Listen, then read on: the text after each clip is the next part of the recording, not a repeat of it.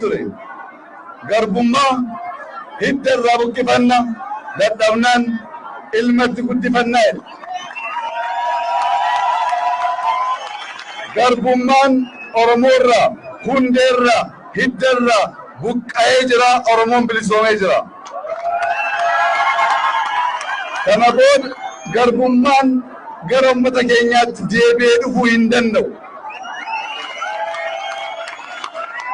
Akka Waaqoo guutuu jedhetti amma immoo misoomaan jallisiin ijoolleetti guddifanna. Kana booddee rakkoo kana booddee qabsoo aarsaa gaafatu hin barbaannu. Tokkummaa keenya eeggannee biyya keenya misoomsinee hiyyummaa keessa ba'uudhaan kan hiyyoome gargaaruuf sammuu qarame kana itti gargaaramuu alatti waraana jibba wal dhiibuu Oromoon hin labsu.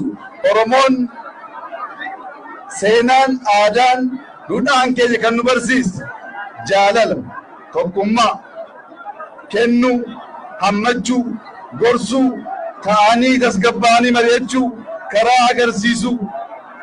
Kun aadaa eenyummaa Oromoo ibsu waan ta'eef maddi walaabuu bu'uura yaada kanaa waan ta'eef falaasama haaraa Oromoon biyya kanatti gaggeessu, falaasama haaraa Afrikaan guutuu irraa barachuu rakkachaa jiru ida'amuu jennee baasuun keenya ni beekama.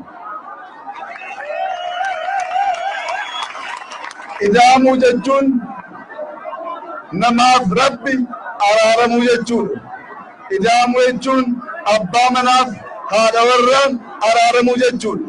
Ida'amuu jechuun ollaan ollaa waliin araaramuuf tokko ta'uu jechuudha. Ida'amuu jechuun bokkaan roobu akka hin banne jallisiidhaan gargaaramanii misoomuu, naannoo jijjiiruu, ittiin jijjiiramuu.